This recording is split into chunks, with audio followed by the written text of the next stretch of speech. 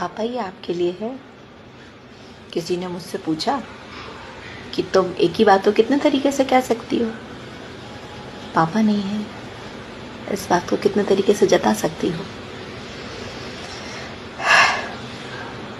तुम ही बताओ, जिस इंसान की याद हर पल में आती हो, खुशी हो या गम, उसके बिना जैसे हर चीज़ अधूरी रह जाती हो।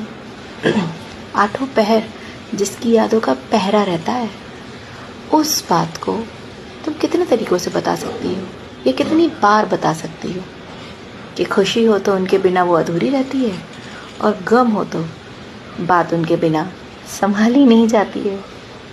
तो कितनी बार बताऊं कि पापा आपकी याद आती है, आपके बिना आपकी बेटी पूरी तरह जैसे जी ही नहीं पाती है, कि पापा आपकी याद बहुत आती है। पापा ये आपके लिए है।